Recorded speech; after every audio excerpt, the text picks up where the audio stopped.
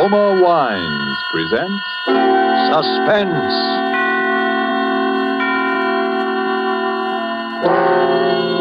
Roma Wines, made in California for enjoyment throughout the world.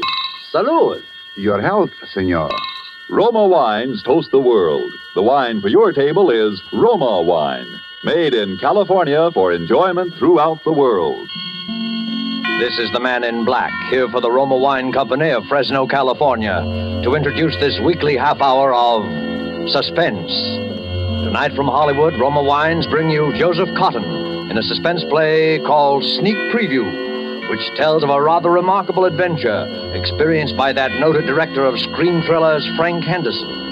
And so, with Mr. Henderson's by far stranger-than-fiction story, as related and enacted by Joseph Cotton, we again hope to keep you in suspense. Go ahead, please, Mr. Henderson. This all began, you say, 2 weeks ago? Yes, that's right. I just finished the final cutting and dubbing on my newest picture, Escape to Destiny. Think you'll like it, by the way. Llewellyn says... Yes, go on. Well, I took the film east with me, and the first day I got there, we ran it in the projection room for a few of the boys in the New York office. They seemed to like it pretty well, which, of course... Ruth, now that it's all over, and we're safe... Yes? Well, there's one thing that still worries me. What's that? It's... Ruth...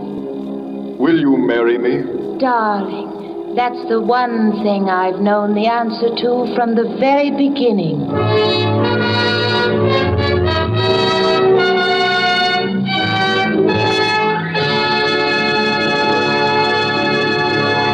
Well, boys, there it is.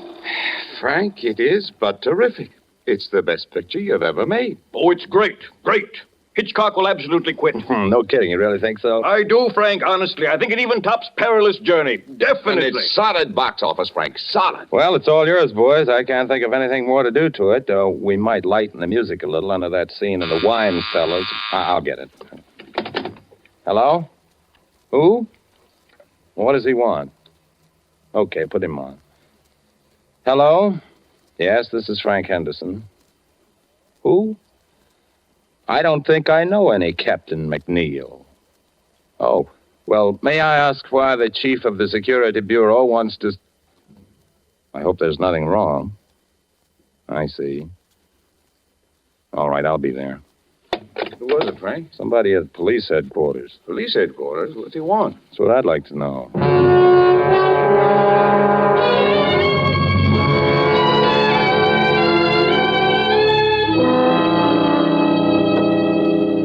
Well, Mr. Henderson, my secretary tells me you were a little mystified. Well, a little, I guess. You never heard of any Captain McNeil? Oh, no. It was just that I didn't think to connect you with the Captain McNeil. Very nicely put, Mr. Henderson. Very nicely put. But you don't need to explain. There aren't so many people as you'd think who'd ever heard of any Captain McNeil. An undercover agent isn't very much good if everybody knows him. No, is he? I guess not. Mr. Henderson, when I heard you were going to be in New York, I just couldn't resist meeting you. You see, Mr. Henderson, I'm probably your greatest living admirer. Well, thank you. I guess I've seen every picture of yours since the first one you directed, most of them 3 or 4 times. I'll have to remember you in my will. You know, you'd have made a first-class professional detective. I'm not so sure about that. There's a lot of difference between fact and fiction, I guess. Not so much. I've always followed the reasoning in your pictures with complete agreement. Well, I'm glad to hear that. Yes, but with one exception. Huh? What was that? I couldn't go along with you there. It was in your 5th picture, Murder in the Morning. You remember near the end of the picture where the killer has the detective and his pal at gunpoint in an empty room? I remember. The friend is allowed to leave. He's helpless anyway, unless... And here was the point. Unless the detective is able to get over certain vital information to the friend in the presence of the killer, but without his knowledge. You remember? Sure. And when the friend is leaving, the detective hands him his hat. Mm-hmm. And inside the hatband, he slipped a piece of paper with the information on it. Is that what you mean? Exactly. And that's where I disagree. Although I realize it probably wasn't your fault. probably the writer or the producer. Oh, no. As a matter of fact, that was my own idea. It's too simple, too unimaginative, if you'll forgive me the word. No intelligent criminal would allow a thing like that to happen right under his nose. But the way the thing was done, I thought... Even so, how is the friend to know that this paper is under his hatband? Oh, well, you see... It isn't something you're likely to notice. You don't look under your hatband every time you put on your hat. I know, but it's far too fetched. It's not true to life. It's fiction. Excuse me a moment. Hello? Yes? Yes, I see. I'll be down in just a few minutes. Pardon the interruption. Oh, not at all, Captain. I really ought to be going. I've kept you too long now. Mr. Henderson, I wonder if you're interested in real crime. Real crime? Have you ever seen an actual murderer? Well, you do make me feel like an amateur now. No, to tell you the truth, I never have. Come on, then. It might give you an idea. It's down the hall. As a matter of fact, I've never seen this particular murderer myself. But you know he is a murderer? Sure. Not much like a character in one of your pictures, though. There's nothing romantic or exciting. Was he clever? Oh, yes, indeed. His career has been 20 years. There's never been enough evidence to convict him. There isn't even a photograph of him. Here we are. But if you don't know any more than that, what charge are you holding him on? Charge? You don't need any charge when you hold him here. There he is. Oh, dead. Dead, at last. How did he die? Shot in the back. We found him in Central Park. Well, there you are. Gregory Sarko. Murderer, spy, drug addict, and about everything else in the book. Know who killed him? Who knows? Who cares? There are plenty of people who'd have been happy to do it if they dared. I suppose he had identification on him. Sure. Bank book, wallet, a few inconsequential papers. Is that all? That's all. Oh, a little money, a handkerchief, a tin of aspirin. Aspirin? Sure. Criminals have headaches just like other people. It was aspirin, I suppose. We professionals may not be romantic, Mr. Henderson. We are thorough. Oh, cool. Yes, it was aspirin. I remember you saying he was a drug addict. So that was all he had on him, huh? That's right. Nothing very sensational or exciting. No clues. Oh, what about that bank book? Was it in his own name? Oh, he had a lot of names. Gregory Sarko was the one in the bank book. His own, by the way. Why? Because a perfectly crazy notion has just entered my head. For a new picture? It could be. But, well, here am I in New York. Little time on my hands, and, well, the guy intrigues me, that's all. A dead man intrigues you? His life intrigues me, sure. Finding out more about it intrigues me.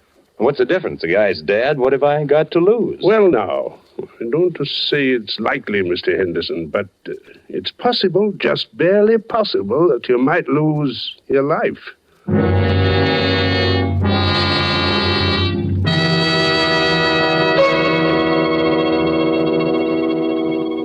To change from a mood of suspense to one of carefree gaiety, let us wish ourselves away to Havana, Cuba, seated at a table in the fashionable Hotel Nacional de Cuba.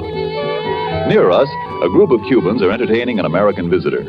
Our American has just remarked that in point of great enjoyment, the Cuban rumba is one of America's most delighting imported dances. And then, raising his wine glass, the Cuban host responds, "Then we have perhaps discharged some part of our debt to you Americans for this wonderful tasting wine that gives us such great enjoyment.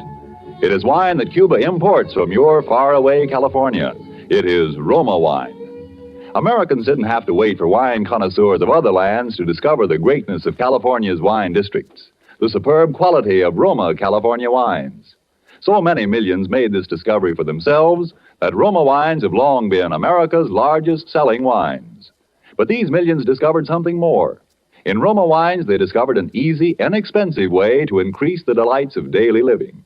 Yes, millions have discovered that Roma wines is a beverage on the table, and when used in entertaining, add charm of a special and wholesome kind. I told you Roma wines cost little. That's because here in America, you pay no high import duty, no expensive shipping charges. 2 Roma wines are made in Roma's own wineries in the heart of choice California vineyard districts. So cost to you is only pennies a glass for R-O-M-A, Roma wines, made in California for enjoyment throughout the world. And now it is with pleasure that we bring back to our soundstage Joseph Cotton as movie director Frank Henderson and Robert L. Richards' sneak preview, a tale well calculated to keep you in suspense.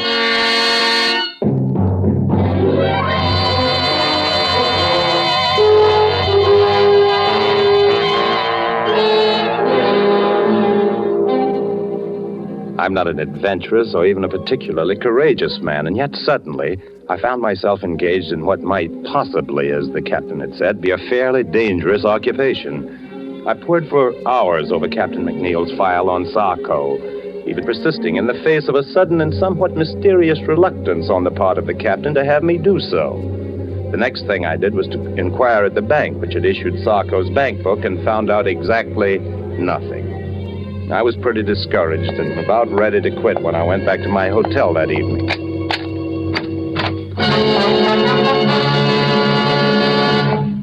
Would you mind closing the door, please?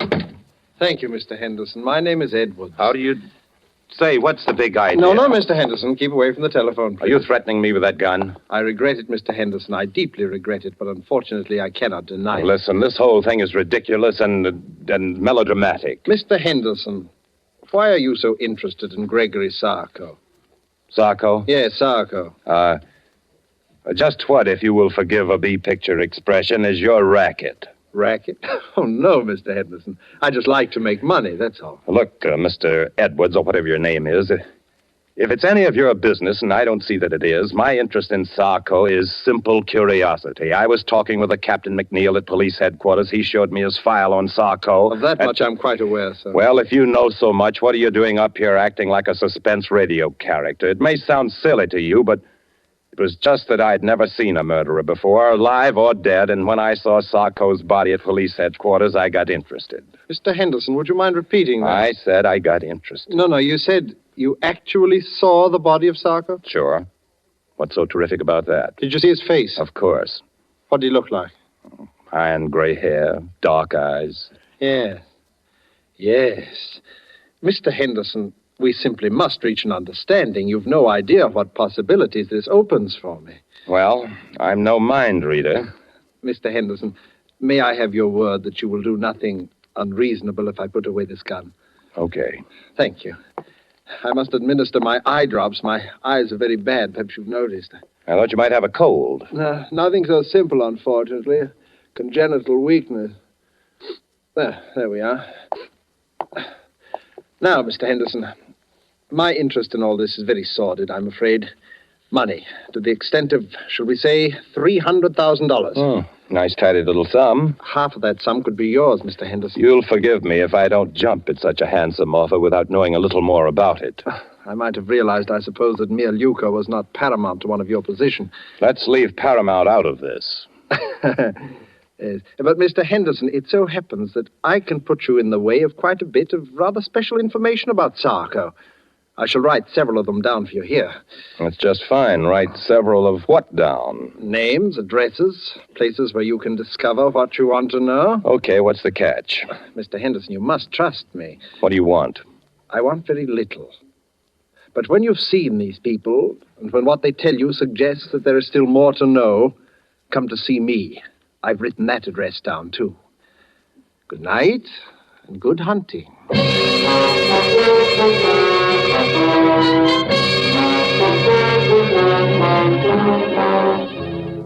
Well, by this time I was so obsessed with the thing that I actually set out to follow the itinerary of the rather sinister Mr. Edwards to the very letter. There was the man serving a life term at Sing Sing. His name was Coletti. Well, it didn't used to be so healthy to talk about Sarko, but seeing he's dead, yeah, I know him pretty well. Did you ever do any business with him? Yeah, we had one little deal. He helped me in some business I had with Senator O'Malley. You remember him? He was chairman of the Foreign Affairs Committee during the disarmament conferences after the last war. That's right, until 1927. Was that the year you and Sarko had your business with him? Oh, that's right. That was the year he was assassinated, wasn't it? Yeah. It was quite a coincidence, Mr. Henderson. Quite a coincidence.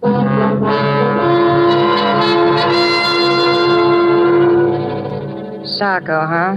I just hope he didn't die easy. I don't think he did from the looks of him. Maybe there is some justice after all. Are you quite sure he was a drug addict? Huh.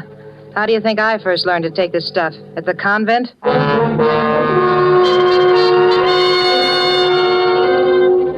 Yeah, there is one guy who might talk. I never seen him, but they called him Eddie the Greek. He used to hang around Doyle's gambling place.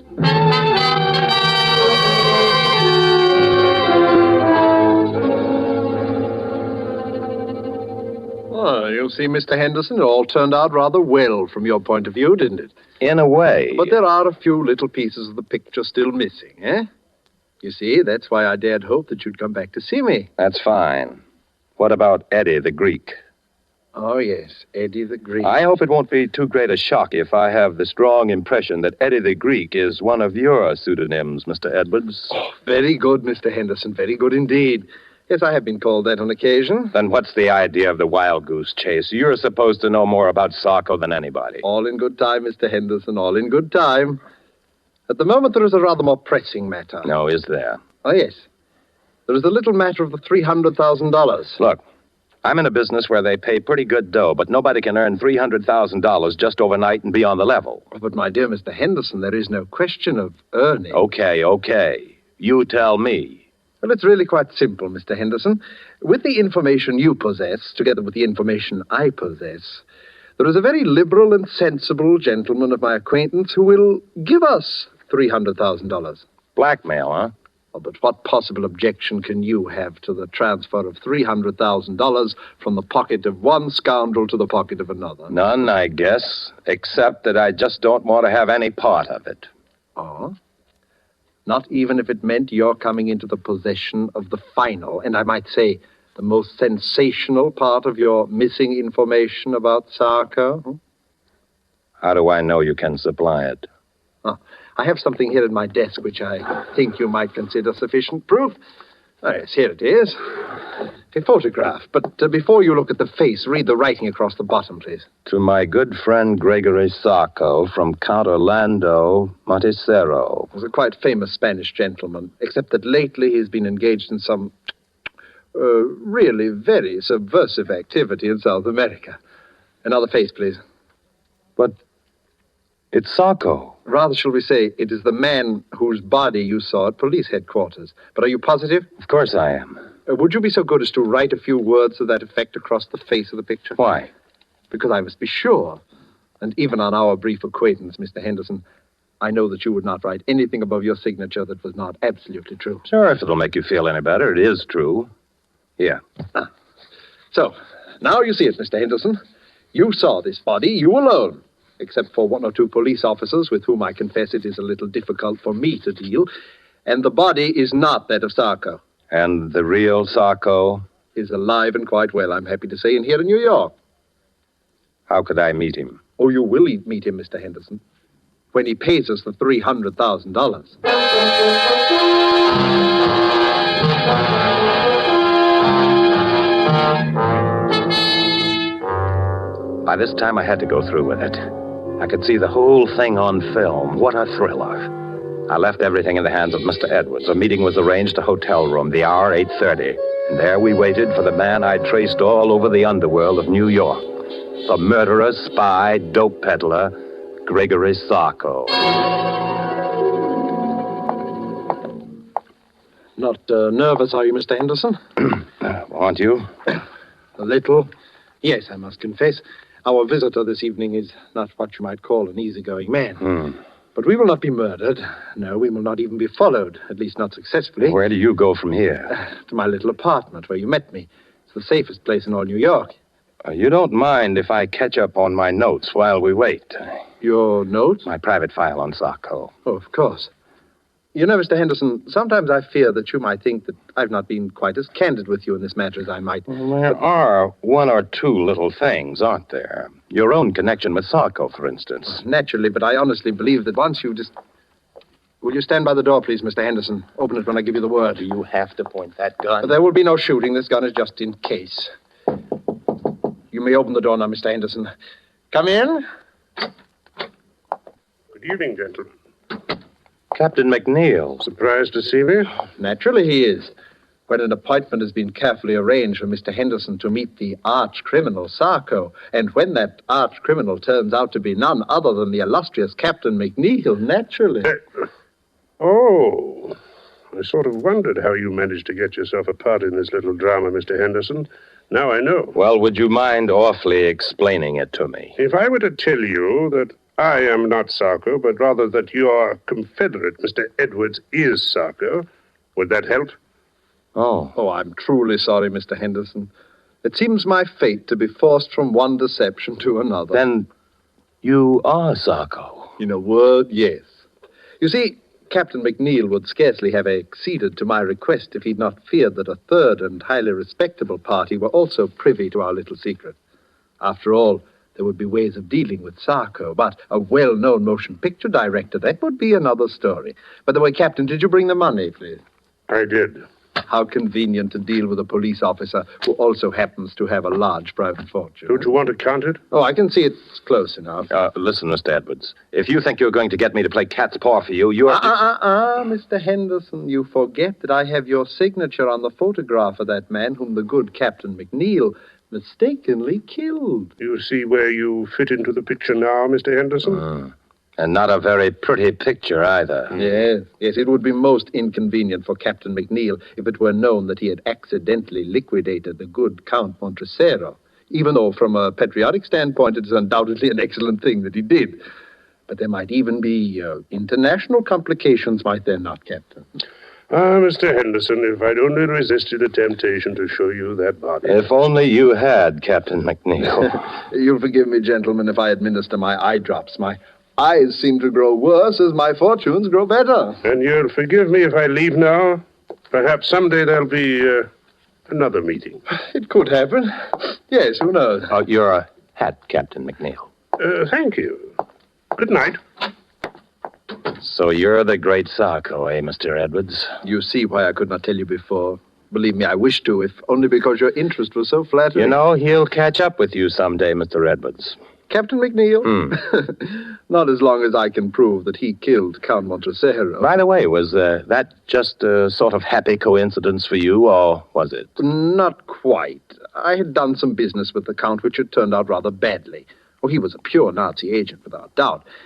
In any event, I was in difficulties with the fellow, and I persuaded him that he could secure some very valuable information if he would appear in New York as Sarko, which he was unwise enough to do. And then you tipped off Captain McNeil that Sarko was in town. You're a pretty clever boy, aren't you, Mr. Edwards? Thank you, Mr. Henderson, thank you.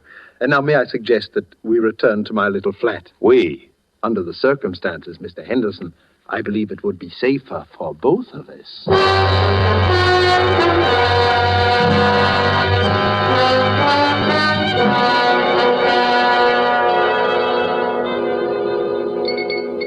Do you like your drink, Mr. Henderson? That's very good. Thanks.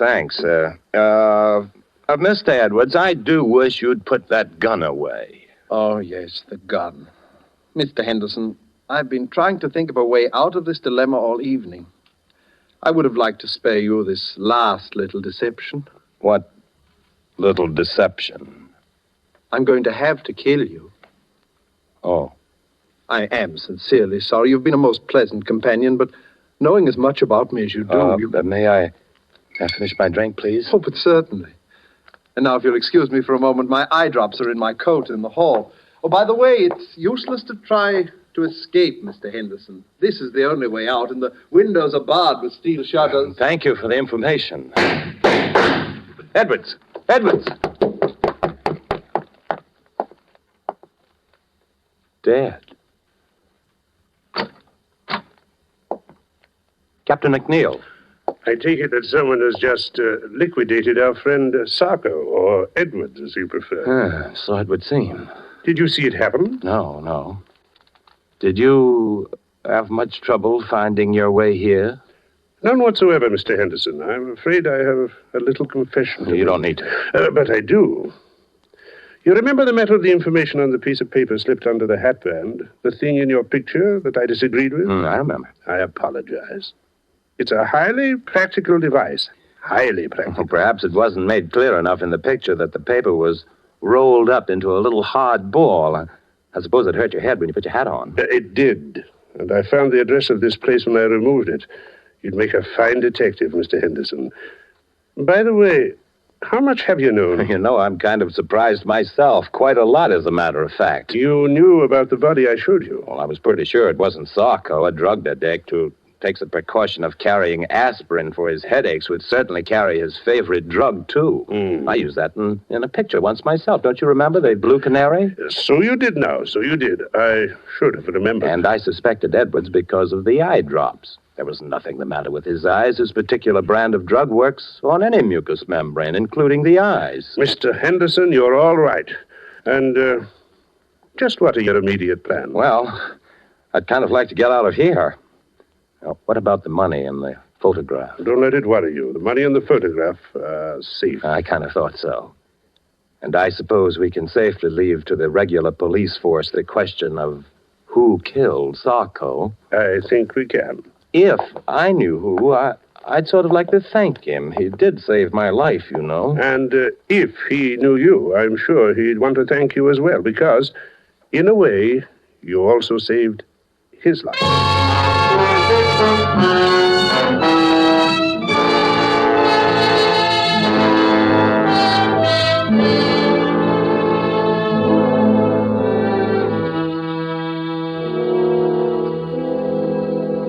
Well, that's about all there is to the story. Pretty exciting stuff. Be good material for one of your pictures, I'd think, Mr. Henderson. Yeah, sure it would, sure. For that dumb studio of mine, I called a big meeting just before I left New York, and I told this story, changing a few names and places, of course. And what happened? I don't know, Frank. It's a good story, but I don't know. What's the matter? I think it would make a swell picture. Public would never go for it, Frank. It's too crazy. It's unbelievable. No, I wouldn't buy it. You're entirely right, LG. Don't make sense, Frank. A thing like that couldn't happen. Couldn't happen. Look, I'm telling you that Too arty, entirely too arty. Wouldn't gross a dime. And by the way, Frank, I wanted to talk to you about the new release. Where have you been? Me? Yeah, the last time we saw you, you beat it out of the projection room to see some cop, and nobody's heard a word from you for 2 weeks. Where you been? Me? Oh, I've been around.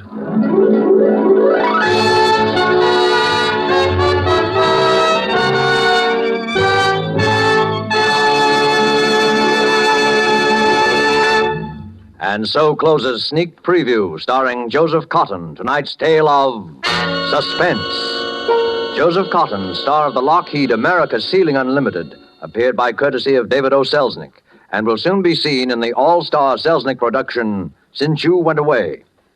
Did you know that these Roma Wine suspense dramas are setting a record for the millions of delighted listeners they are attracting? We want you to feel that by tuning in the suspense program every week, you can count on real radio enjoyment. Well, in just as dramatic style, the popularity of Roma wines is also record-breaking, because Roma wines are by far America's largest selling wines. Millions make sure of great wine enjoyment simply by asking for Roma wines. Here's something else these millions have discovered. You don't need fancy glassware or a special occasion to enjoy these zestful, taste-delighting Roma California wines. Roma wines possess lip-smacking flavor and zest because they come from Roma Wine's own wineries, right in the heart of the magnificent California wine grape districts. And you can enjoy them as a daily delight because the cost is only pennies a glass. Ask for R-O-M-A, Roma Wines, made in California for enjoyment throughout the world. This is Joseph Cotton. It was a great pleasure to join forces with this really excellent company whose business and pleasure it is each week to keep you in suspense. I know you'll want to be listening next week, as I will, when Sonny Tufts will be your star. Suspense is produced and directed by William Spear. Next Thursday, same time, you will hear Sonny Tufts in Suspense. Presented by Roma Wines, made in California for enjoyment throughout the world.